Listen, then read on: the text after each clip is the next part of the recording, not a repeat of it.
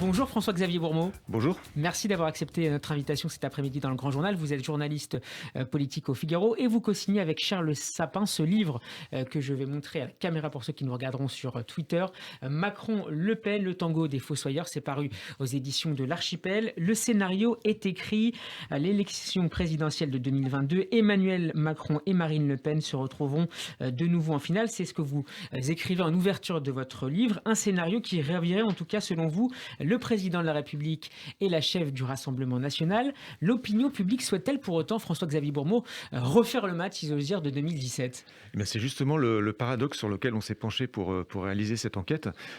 C'est pas un livre prophétique, je tiens à le préciser tout de suite, mais on se rend compte quand on regarde les sondages que depuis 4 ans à peu près, Emmanuel Macron et Marine Le Pen se retrouvent systématiquement qualifiés pour le second tour de l'élection présidentielle, sondage après sondage et encore les derniers publiés récemment. Or paradoxalement, dans le même temps, on voit que 70% des Français ne veulent pas ce match-là. Donc avec Charles Sapin, on s'est penché sur ce paradoxe et on a essayé de comprendre pourquoi. Et on s'est rendu compte qu'en fait, au-delà des personnalités, des personnages, Emmanuel Macron et Marine Le Pen, il n'était en fait que les têtes de pont, les têtes d'affiche de deux mouvements beaucoup plus profonds qui circulaient à bas bruit dans la société française depuis une trentaine d'années et que l'élection présidentielle avait révélé. Alors vous relevez un certain nombre de dates, notamment Maastricht, je vais peut-être vous laisser les présenter, ces quelques dates qui selon vous finalement ont eu pour résultat ce face-à-face en 2017 entre Emmanuel Macron et Marine Le Pen. Oui, il y a deux mouvements parallèles qu'on fait démarrer à peu près à la chute du mur de Berlin, quand le modèle capitaliste perd son principal opposant et se retrouve donc seul en scène. Et laisse libre cours au développement d'une Europe capitaliste, du marché, l'ouverture des marchés, la monnaie unique.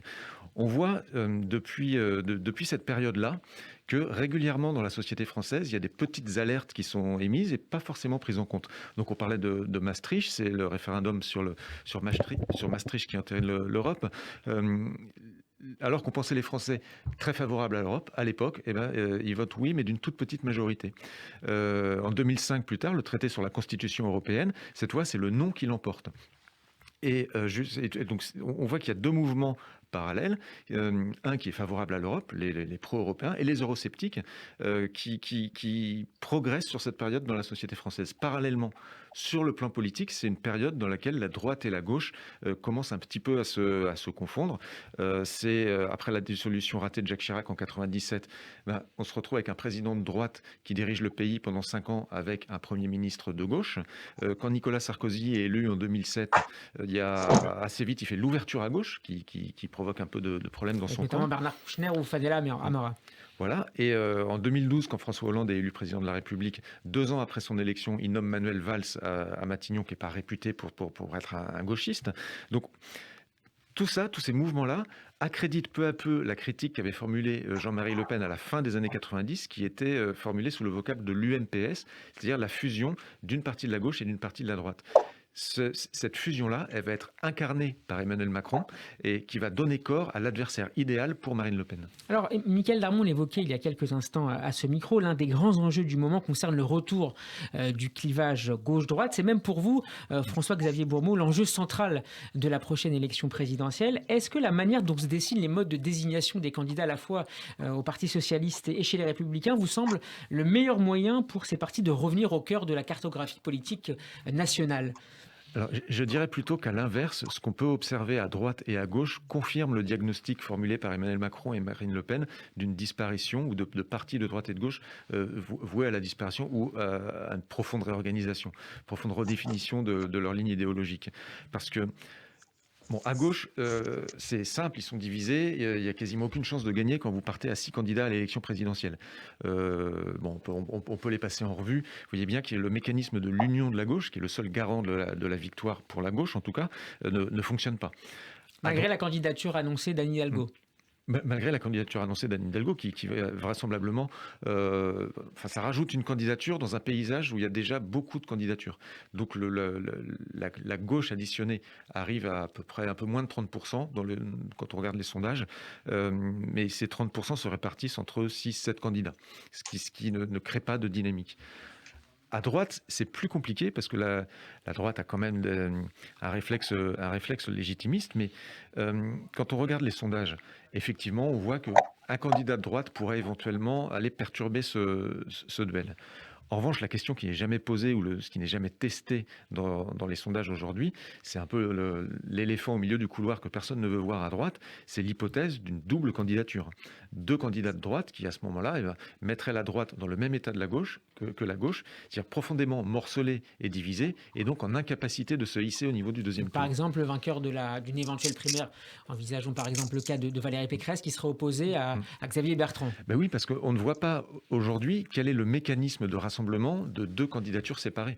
Un candidat issu d'une primaire chez les Républicains, donc un candidat légitimé par un vote militant, et à côté, un candidat parti tout seul, Xavier Bertrand, qui lui refuse d'intégrer ce mécanisme. Comment rapprocher ces deux ambitions tout aussi légitimes, sauf à s'appuyer sur des sondages où l'un des deux qui dévisserait, qui mettrait un genou à terre et se rallierait au dominant, enfin celui qui aurait le score le plus fort dans les sondages. C'est l'un des passages drôles de votre livre Macron-Le Pen, le tango des fossoyeurs. Emmanuel Macron se compare non pas à Jean-Paul Belmondo, dont on a beaucoup parlé tout à l'heure et dont on reparlera cet après-midi, mais à John Hannibal Smith, le patron de la fameuse agence Tourisque, du nom de cette série à succès dans les années 80-90. Comme lui, le président de la République se vante de réussir ses plans sans accroc, en particulier celui du torpillage de l'ex-UMP et du PS. Est-ce que vous considérez qu'il a finalement réussi son pari sans accroc? Alors c'est en cours. On ne peut pas dire aujourd'hui que c'est réussi, ça le sera s'il se retrouve au second tour à l'élection présidentielle l'année prochaine face à Marine Le Pen. Effectivement, l'enjeu pour Emmanuel Macron, c'est de continuer à avoir une gauche divisée et une droite divisée qui sont incapables de se rassembler. C'est une des seules conditions qui lui permettent d'accéder, enfin de conserver son assise pour le second tour. La gauche, il n'a pas besoin de faire beaucoup de choses parce qu'elle se divise toute seule. En revanche, à droite, c'est plus compliqué. Et on voit récemment que en relançant l'idée de réformer les retraites, Emmanuel Macron vise aussi la droite. Parce que mettre ce chantier de la réforme des retraites dans le débat public à l'heure où la primaire des Républicains démarre, c'est aussi les mettre en porte-à-faux. Donc Emmanuel Macron, il n'a pas terminé le travail avec la droite, c'est en bonne voie avec la gauche. Alors les macronistes installaient dans le débat en 2017 le clivage progressiste contre nationaliste. Marine Le Pen parlait, elle, d'une opposition entre mondialistes et patriotes. Est-ce que cette ligne de partage entre les deux camps se maintient aujourd'hui, ou est-ce qu'on essaie, notamment dans le camp Macron, de présenter le clivage autrement ? Alors c'est un peu particulier ce nouveau clivage parce qu'il n'y a pas encore de dénomination officielle. Droite-gauche, c'est extrêmement simple, tout le monde comprend. Le clivage qu'Emmanuel Macron et Marine Le Pen essayent d'installer, il a plusieurs noms, il se retrouve sous plusieurs réalités et qui ne sont pas encore totalement définies. Il y a effectivement pro-européen, eurosceptique, mondialiste, nationaliste, mais aussi le bloc élitaire contre le bloc populiste, enfin tout un tas de choses qui ne sont pas encore stabilisées. Mais si ils se retrouvent tous les deux au deuxième tour de l'élection présidentielle l'année prochaine, là, il y aura effectivement une recomposition qui sera achevée, en tout cas actée, avec des partis de droite qui n'auront pas remporté l'Élysée ou qui n'ont même pas accédé au second tour pour deux élections présidentielles successives et une gauche totalement dévastée. Dans quelle mesure la très probable candidature d'Éric Zemmour peut rebattre les cartes, selon vous ? Alors, avec la candidature d'Éric Zemmour, il y a quelque chose qui est très intéressant, c'est que quand on écoute ou qu'on observe un peu le positionnement qui est le sien aujourd'hui, on voit qu'il se positionne sur un des bords du nouveau clivage. Il est plutôt du côté Marine Le Pen, c'est un nationaliste, plutôt du côté de Marine Le Pen. Au Rassemblement national, ce qui est intéressant, c'est que ce débat-là, alors pardon, je précise juste une dernière chose, lui, il est pour le rassemblement de la droite, l'union de la droite. Et ce débat-là, il avait lieu au Rassemblement national auparavant, mais en interne, avec Marion Maréchal Le Pen qui portait cette ligne. Éric Zemmour considère que cette union des droites est impossible sous Marine Le Pen. Voilà, parce que Marine Le Pen, elle, dit ni droite ni gauche, pas de droite, pas de gauche, et elle ne valide pas cette ligne-là. Elle dit ni droite ni gauche, français d'abord, enfin, elle est sur cette ligne-là, et elle n'est pas du tout pour faire l'union avec la droite. Elle est chercher chez les Républicains ceux qui pourraient s'allier avec elle. Cette ligne-là, donc, elle était défendue par Marion Maréchal Le Pen, que Marine Le Pen a évincé au début du quinquennat. Mais la nature politique ayant horreur du vide, cette ligne, elle revient via Éric Zemmour. Et on voit que le débat sur l'union de la droite, mais il est toujours présent en fait. Alors la nouveauté, c'est aujourd'hui, ils n'ont pas l'air de vouloir trop se parler. Éric Zemmour est très critique vis-à-vis de Marine Le Pen. La nouveauté, c'est qu'ils peuvent créer un réservoir de voix éventuellement en cas d'accession au second tour de Marine Le Pen. Oui, bonjour. Oui, Bonjour, vous m'entendez bien ? Parfait. Une dernière question. D'accord, je vous laisse en ligne, ça va être à vous à peu près dans 7 minutes. Hein. Terminer par cette Super. citation Quittez pas. qui conclut Merci. votre livre. Est-ce que la troisième force inventée par Emmanuel Macron peut survivre au-delà de la personne qu'il a incarnée? C'est l'interrogation que porte à la fin du livre le conseiller du président Bruno Roger Petit. Quelle réponse donnez-vous à cette question de Bruno Roger Petit, François-Xavier Bourmeau? C'est une question essentielle que de savoir si le macronisme survivra à Emmanuel Macron ou si le macronisme ne serait finalement qu'une singularité dans l'histoire politique française.